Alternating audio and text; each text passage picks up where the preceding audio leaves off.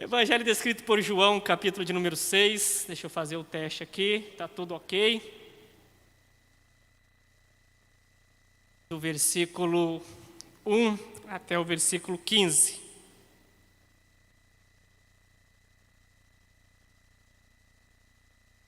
Muitíssimo obrigado. Já estava me atendendo, mas agora atende melhor ainda. Sempre o lembrete de, isso tem que ser feito no começo do culto, né? Mas deixe seu celular no silencioso.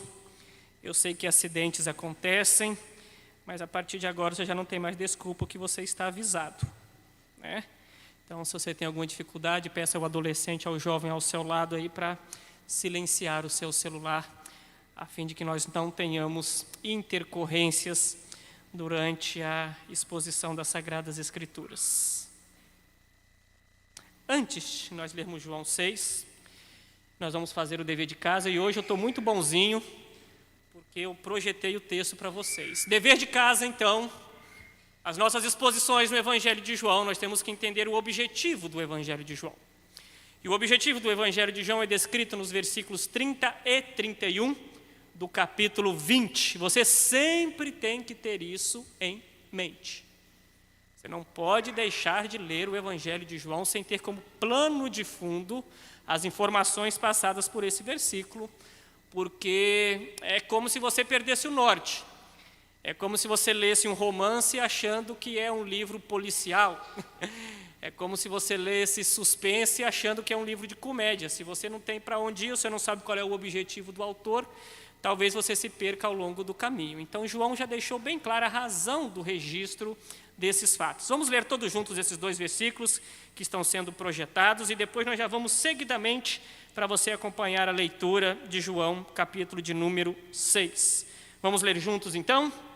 Jesus realizou na presença dos seus discípulos muitos outros sinais miraculosos que não estão registrados neste livro. Grave isso agora, vamos lá. Próximo, sou eu, né? É verdade. Vamos lá juntos? Mas estes foram escritos para que vocês creiam que Jesus é o Cristo, o Filho de Deus, e crendo tenham vida em seu nome. João capítulo 6, agora com essa informação em mente aí. Depois dessas coisas, atravessou Jesus o mar da Galileia, que é o de Tiberíades. Seguia-o numerosa multidão, porque tinham visto os sinais que ele fazia na cura dos enfermos. Então subiu Jesus ao monte e assentou-se ali com seus discípulos. Ora, a Páscoa, festa dos judeus, estava próxima. Então Jesus vinha ter com ele, disse a Filipe. Então Jesus, erguendo os olhos e vendo que grande multidão vinha ter com ele, disse a Filipe: onde compraremos pães para lhes dar a comer? Mas dizia isso para o experimentar, porque ele bem sabia o que estava para fazer. Respondeu-lhe Filipe: não lhes bastariam 200 denários de pão para receber cada um o seu pedaço? Um de seus discípulos, chamado André, irmão de Simão Pedro, informou a Jesus: está aí um rapaz que tem 5 pães de cevada e 2 peixinhos, mas isto o que é para tanta gente? Disse Jesus: fazei o povo assentar-se, pois havia naquele lugar muita relva. Assentaram-se, pois, os homens em número de quase 5.000. Então Jesus tomou os pães e, tendo dado graça, distribuiu entre eles e também igualmente os peixes, quanto queriam. E quando já estavam fartos, disse Jesus aos seus discípulos: recolhei os pedaços que sobraram para que nada se perca. Assim, pois, o fizeram e encheram 12 cestos de pedaço dos 5 pães de cevada que sobraram aos que haviam comido. Vendo, pois, os homens o sinal que Jesus fizeram, disseram: este é verdadeiramente o profeta que devia vir ao mundo. Sabendo, pois, Jesus que estavam para vir com o intuito de arrebatá-lo para o proclamarem rei, retirou-se novamente sozinho para o monte. Oremos ao Senhor. Deus nosso Pai, nós precisamos do Senhor para entender as Sagradas Escrituras, ó Pai. Dá-nos o Teu Santo Espírito como agente iluminador dos nossos olhos, a fim de que a Bíblia não seja literatura vã aos que estão aqui presentes, ó Pai. Senhor, desvenda os nossos olhos para que contemplemos as maravilhas da Tua lei, que ela de fato seja lâmpada para os nossos pés e luz para os nossos caminhos, ó Pai. Que ela seja uma forma do jovem conservar puro o seu caminho, que ela seja uma forma, ó Pai, dos pais educarem os seus filhos, que as Sagradas Escrituras sejam um instrumento transformador das nossas vidas, apontando para Jesus Cristo.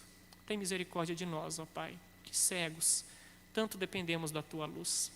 É a minha oração em nome de Jesus. Amém. Vamos caminhando então com algumas informações básicas que você nunca pode esquecer. Então, à luz do que você leu nos versículos 30 e 31 do capítulo 20, você sabe para onde caminha o Evangelho de João.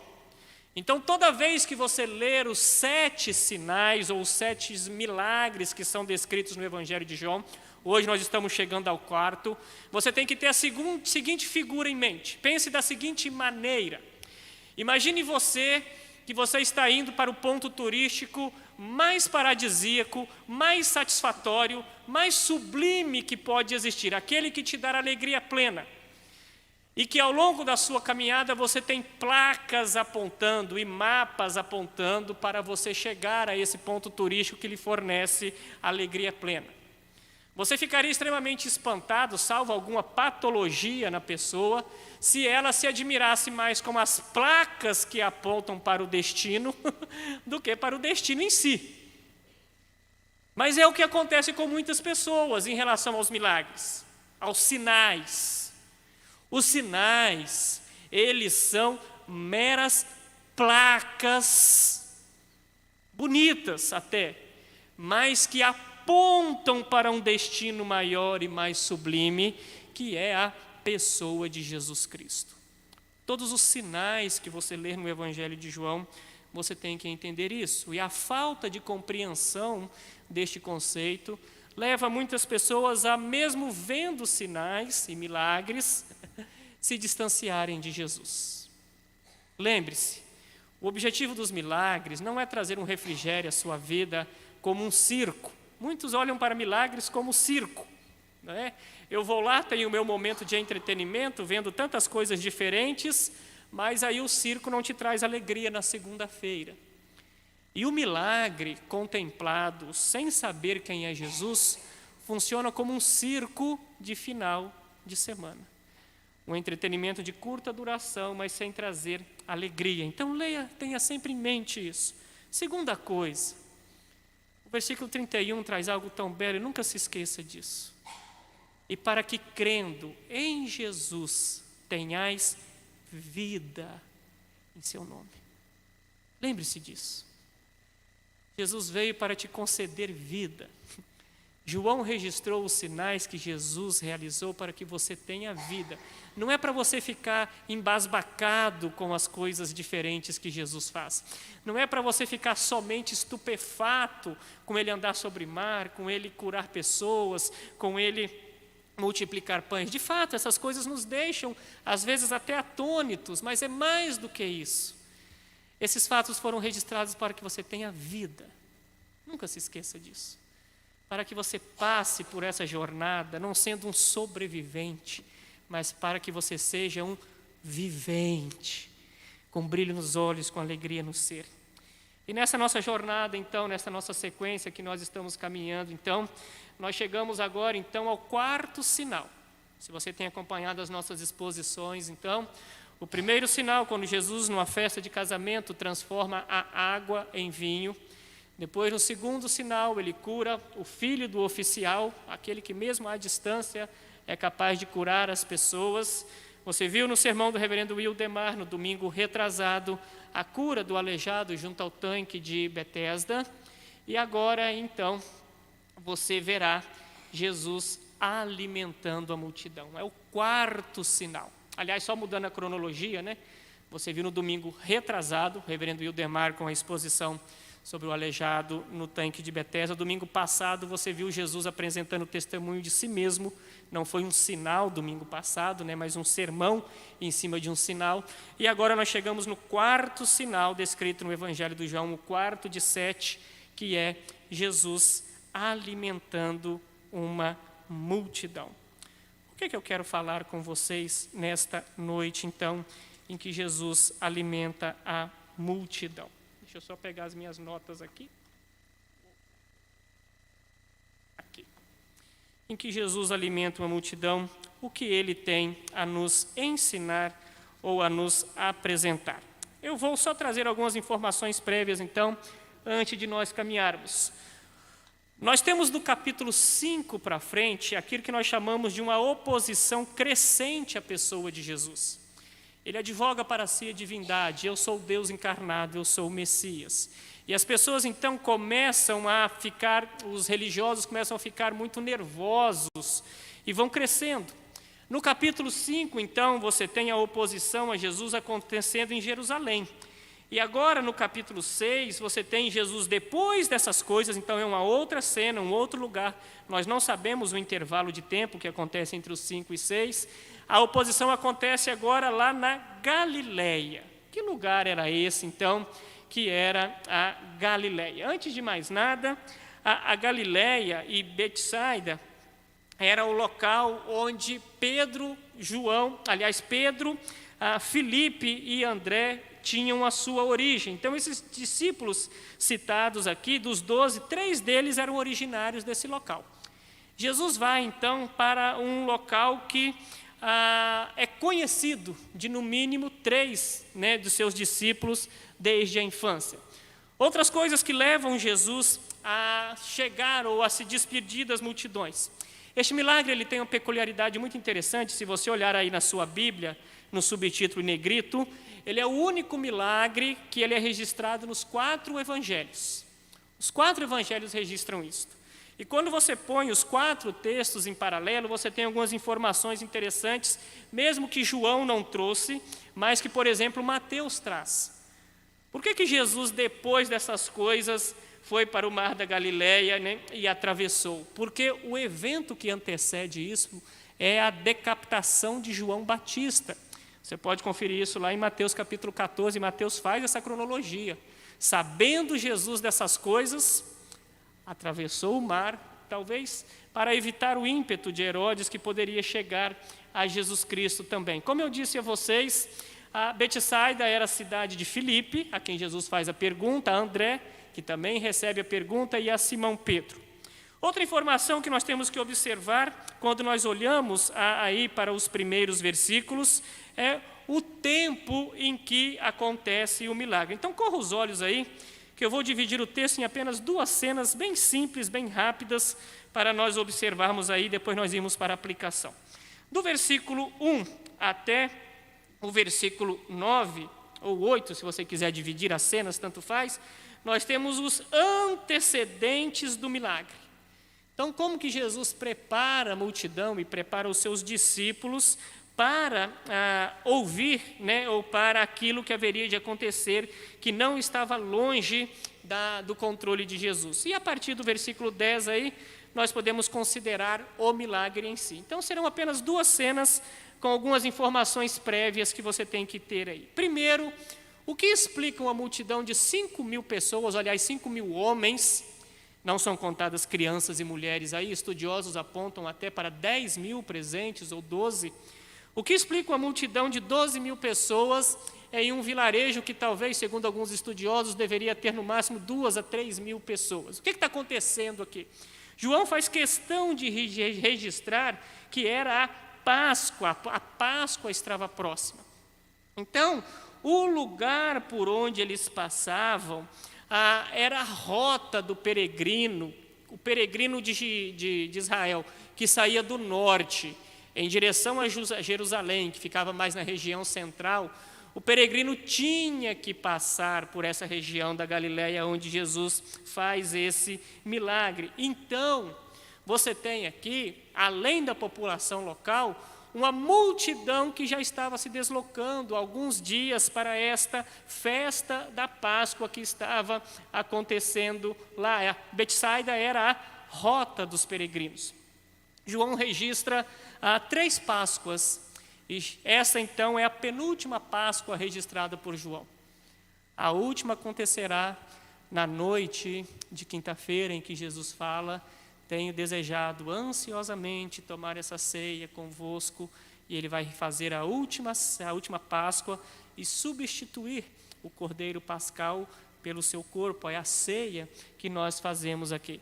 Então, este é o cenário em que os eventos aqui descritos estão colocados, e como eu disse a vocês, nós vamos observar 2 cenas, os antecedentes do milagre, do versículo 1 até o versículo 9, eu coloquei 9, né? Isso.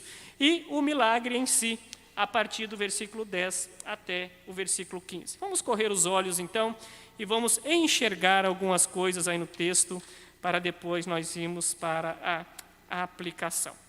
Como eu disse a vocês, então, o que acontece aqui é uma oposição crescente à pessoa de Jesus. É esse mesmo o Messias? Esse homem que está contestando a nossa autoridade, quem é ele? Então já há um desejo de morte, um desejo de cassação da vida de Jesus. Como eu disse também, a morte de João Batista acendeu um alerta e Jesus sai do local onde ele estava, nas proximidades de Jerusalém, e vai para a região de Betsaida, na Galileia. E aí, então, nós temos algumas coisas a observarem interessantes, então.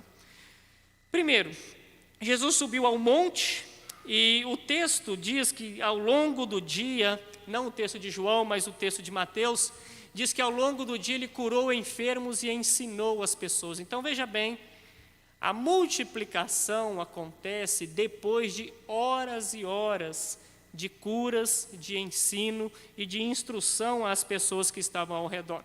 Não está registrada essas curas em João, mas os evangelhos paralelos trazem esta informação. Outra coisa que você tem que ter em mente também é a pergunta ou o tipo de multidão que está próximo a Jesus. Isso é uma coisa que nós temos que nos perguntar.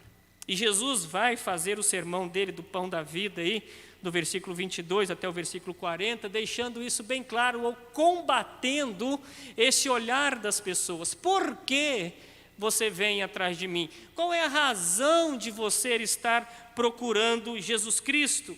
Isto é muito interessante. Pergunte ao seu coração o que te leva a buscar a Jesus Cristo, o que te leva a procurar ou estar atrás de Jesus naquilo que você faz. E aí nós vamos caminhando, então, quando você vê essa situação aí, agora no versículo 5, Jesus, erguendo os olhos e vendo que grande multidão vinha ter com ele, disse a Filipe: onde compraremos pães para dar a comer? Mas dizia isso para o experimentar, porque ele bem sabia o que estava para fazer. Isso aqui é interessante. Se você acompanhar os sinais anteriores de Jesus, é interessante porque ele, sendo Deus encarnado, onisciente, onipotente, sabendo o desfecho da história, ele se dá a conhecer as pessoas dialogando com elas. Eu sei que eu vou multiplicar os pães e peixes, mas espera aí, Filipe, o que nós vamos fazer com esse povo que está aí? Onde compraremos pães para dar a comer? Por que perguntar a um de seus discípulos, a um dos 12, a razão ou onde comprar? Lembre-se, Filipe já estava acompanhando. Filipe estava lá, na transformação da água em vinho. Filipe estava lá quando o filho do oficial do rei foi curado à distância. Filipe estava lá quando o paralítico foi curado. O que se esperava, ou qual a resposta talvez provável, a expectativa de resposta que nós teríamos de Filipe, vendo tão grandes sinais de Jesus? Seria ele olhar para o poder de Jesus e saber que o Senhor era capaz de solucionar aquilo que aos nossos olhos era insolucionável. Mas não é o que Filipe responde. Filipe já parte para fazer um orçamento. Porque olha só, respondeu-lhe Filipe, versículo 7, não bastariam 200 denários de pão para receber cada um os seus pedaços? Filipe já fez as contas já. Temos aproximadamente 5.000 homens, lá vai para 10, o preço do pão no mercado está isso, o panfleto que eu peguei no supermercado apontava que a promoção desse dia é tanto, 200 dias de trabalho, 8 meses para nós podermos, 8 meses de trabalho para nós podermos, a quantia equivalente a 8 meses de trabalho para podermos suprir essas pessoas. Você perguntaria algo diferente de Filipe? E aqui eu já trago uma aplicação quase que instantânea para você. Como você reagiria diante de uma situação, de um grande desafio? Jesus perguntando para você, o que faremos para alimentar essas pessoas? Nos outros evangelhos é descrito que Jesus fala, dai-lhe voz de comer, desafiando eles, e aí eles no orçamento lá falando, mas como? Como nós vamos fazer? Mas não. Mesmo sendo uma capacidade ou um desafio muito maior do que a capacidade humana, nós queremos ter o controle da situação. Nós achamos que os nossos orçamentos são capazes de controlar o modus operandi da nossa existência. Nós achamos que diante dos desafios, não existe desafio que não possa ser superado com muita organização, planejamento, pontualidade, comprando da pessoa certa, com certeza nós vamos superar isso daí. Mas existe um outro elemento aqui presente. Em Filipe, então, ele praticamente ignora os 3 sinais anteriores e já parte para uma forma bem prática de resolver a questão, mas aí chega a André. E aí é interessante também a pergunta a André.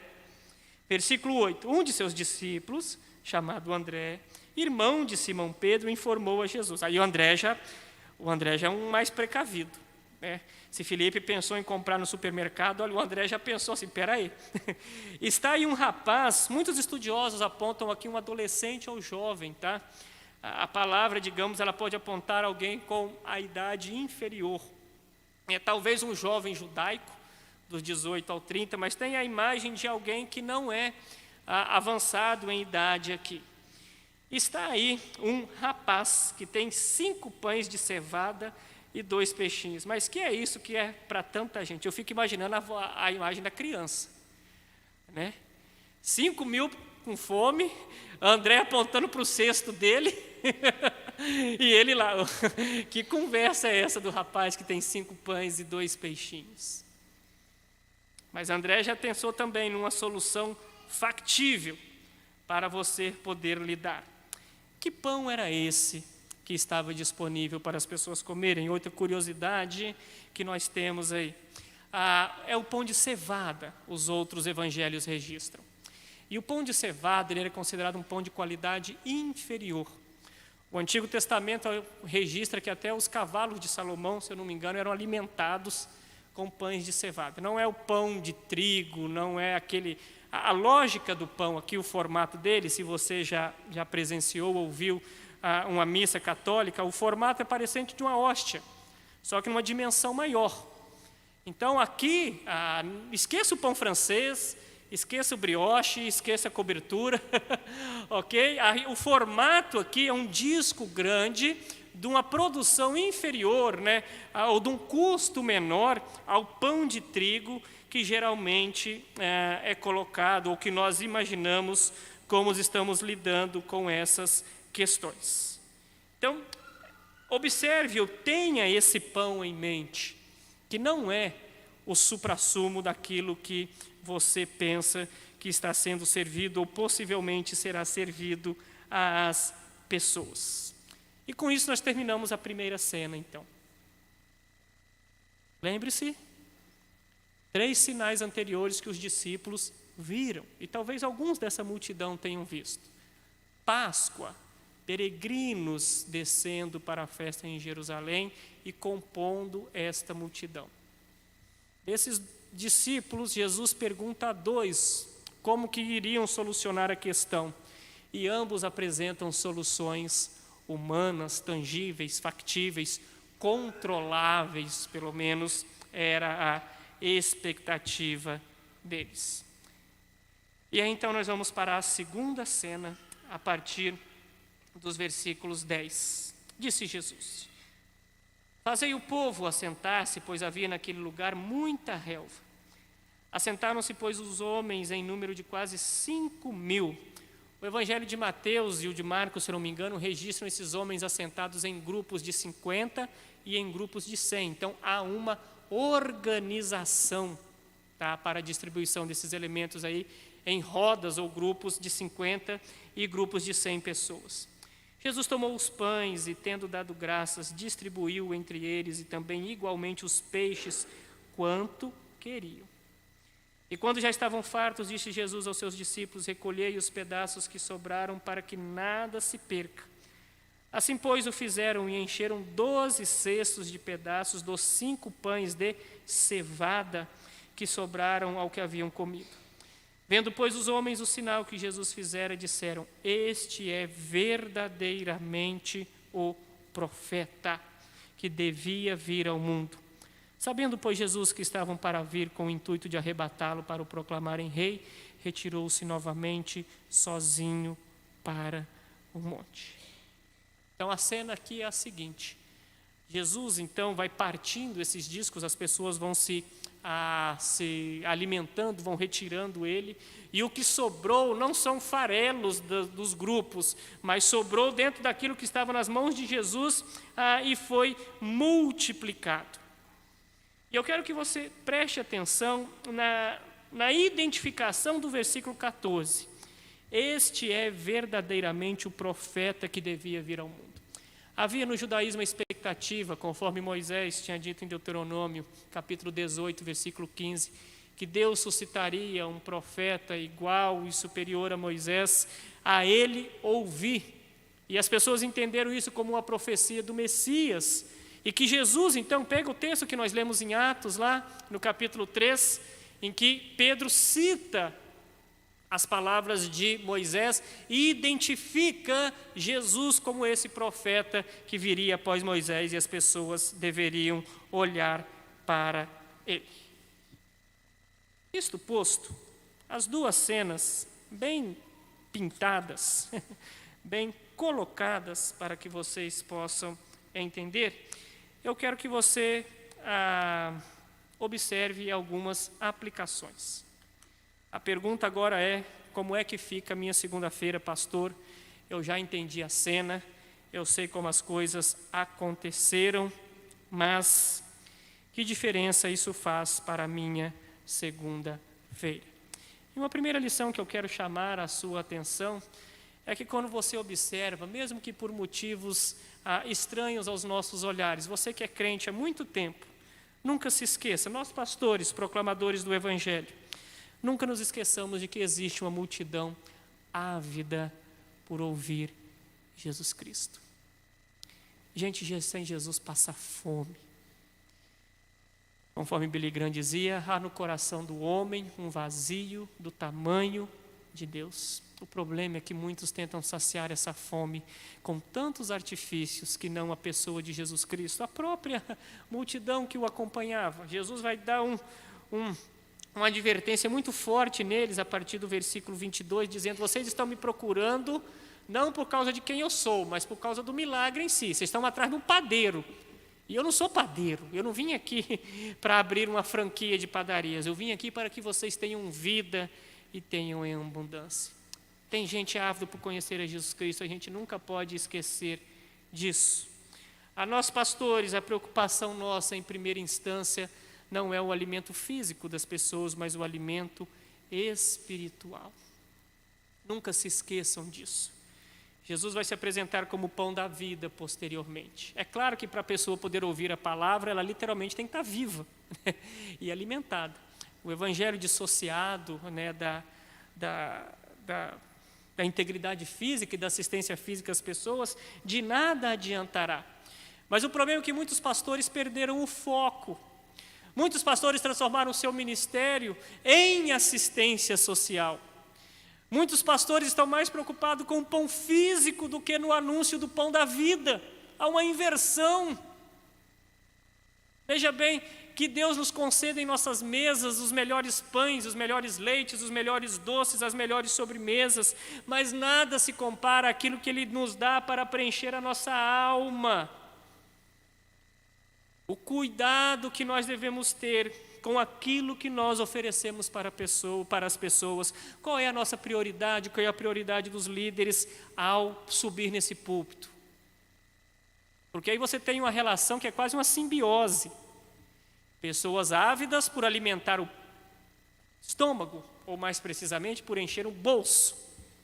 E aí pastores, detectando isso, adotando a filosofia de que o freguês tem sempre razão, vamos falar ou fazer aquilo que o povo quer. Não são poucos que vendem a sua ética ou vendem literalmente a alma ao diabo, porque têm uma perda de prioridades e preocupam-se com aquilo que é secundário ao Evangelho. Terceira questão que eu quero chamar a sua atenção: o perigo da incredulidade atacar mesmo aqueles que estão há muito tempo na jornada cristã. Felipe e André não eram debutantes na fé. Felipe e André sabiam que Jesus poderia multiplicar pães e peixes. Sabia que estava nas mãos dele a solução daquele problema, mas procuraram trazer o controle para si da situação. Existe em nosso coração, todos os dias, um espírito de Felipe e um espírito de André. Existe uma autossuficiência subentendida. Quem é você nos momentos difíceis? A quem você recorre quando as coisas não estão caminhando como você esperava? Orçamentos, contas, cálculos, pé de meia financeiro. Tudo isso é inútil, distante, é inútil perto do poder que Cristo tem para solucionar. O que eu quero chamar a atenção aqui, meus irmãos, é o seguinte: não é errado planejar, não é errado calcular. O próprio Jesus disse isso. Qual de vocês que para construir uma casa não planeja, não faz contas? Isso é verdadeiro. Mas a própria Bíblia diz que se o Senhor não edificar a casa, em vão trabalham os que não guardar a casa, em vão trabalham os que a edificam ou os que nela estão. A grande questão é a quem você entrega o controle da sua vida ou das situações que você passa difíceis. E nós, quanto mais tempos de igreja temos, o diabo costuma soprar aos nossos ouvidos que nós somos bons demais, nós somos competentes demais. Você tem um score, naquele pessoal que gosta de análise financeira, né? O seu score está alto diante de Deus. Mas lembre-se, o Evangelho tem que ser pregado aos nossos corações dia e noite. A incredulidade ataca o coração de pastores, ataca o coração de oficiais de longa data, ataca o coração de crentes que estão aqui há gerações. Cuidado. Outra coisa que eu quero chamar a sua atenção, ou como aplicação: nós não somos muito diferentes de Felipe e de André nessa busca por soluções próprias, mas também eu chamo a sua atenção para a misericórdia de Deus para com a multidão. Quem é que sai com mulher, com filho, sem se planejar para comer? Jesus poderia ter pensado assim, que cada um dê conta do seu. Os discípulos, aliás, nos evangelhos, nos textos paralelos, dizem: despedi as multidões, manda eles ir embora. Vamos fazer o nosso retiro espiritual aqui, 12 mais 1, e pronto. Mas é interessante que mesmo diante de uma multidão, e você pode usar o adjetivo que você quiser, inconsequente, irresponsável, inocente, não sei, mas literalmente havia pessoas despreparadas para a sua alimentação ali. E com todo o direito de virar as costas a esta multidão, Jesus compadeceu-se deles. Ele ofereceu pão. Mais para frente oferecerá o pão da vida, para mudar a vida dessas pessoas. Esse é outro problema que nós temos. Às vezes nós queremos limitar a graça de Deus a um certo grupo de pessoas. Nós queremos qualificar aqueles que são dignos de receber o Evangelho ou não. Mas quando você olha a atitude de Deus para com essa multidão, e com certeza gente aqui que queria a cabeça de Cristo, gente que talvez estava ali só para agitar, outros só por curiosidade, seja lá o que for, talvez alguns entraram, né, que é igual aquela pessoa que gosta de fila, né, então, tem uma fila aí, eu vou entrar. Vamos seguir o fluxo. Não sei, devia gente de toda espécie, mas com certeza não eram todos crentes convertidos, assentados num banco para ouvir o seu mestre. E mesmo tendo o direito de despedi-los, Deus se compadece delas. Não nos esqueçamos. Toda vez que você achar que um parente seu não tem mais jeito, toda vez que você vê aquele seu vizinho, que é o seu espinho na carne, que não tem mais jeito, toda vez que você achar que o seu cônjuge não tem mais jeito, que o seu filho não tem mais jeito, lembre-se de que para Jesus tem jeito. Nós não temos o direito de lançar carimbos nas costas das pessoas e tratá-las como irrecuperáveis. A misericórdia de Deus se manifesta mesmo sobre aqueles que aos nossos olhos são muito culpados daquilo que fazem. E agora eu quero chamar um convite a você a não se acanhar a lançar aos pés de Cristo as suas necessidades. Para de fazer conta. Para de achar que a sua planilha financeira é que cuida das suas finanças. Para de achar que a sua dieta é que cuida da sua saúde, porque se você não lançar o seu corpo, a sua família, a sua conta bancária, os seus investimentos aos pés do Senhor, você vai trocar os pés pelas mãos. Eu não estou jogando praga não, tá? Planejamento financeiro é muito bem-vindo, cuidado com a saúde é muito bem-vindo, eu estou lá penando todos os dias, sofrendo para cuidar aí das dores da academia, nada de errado, mas eu sei que se o Senhor não cuidar, não tem jeito. Se o autor, o criador do corpo, não me sustentar, não há técnica, não há academia, não há fisioterapia, não há analgésico, seja lá capaz de fazer. E as nossas vidas também. Qual de nós nunca se viu aflito diante de desafios diante da vida? Quando a Flávia chegou com um exame positivo, falou, o Anderson deu positivo. Eu falei, o que você tem? Você está doente? Não, você é mãe. Ah, então eu sou pai. E você começa a fazer conta, não é? Qual de nós, quanto custa ter um filho? A primeira coisa que a gente pensa, não é? Do berçário até a faculdade. Não é?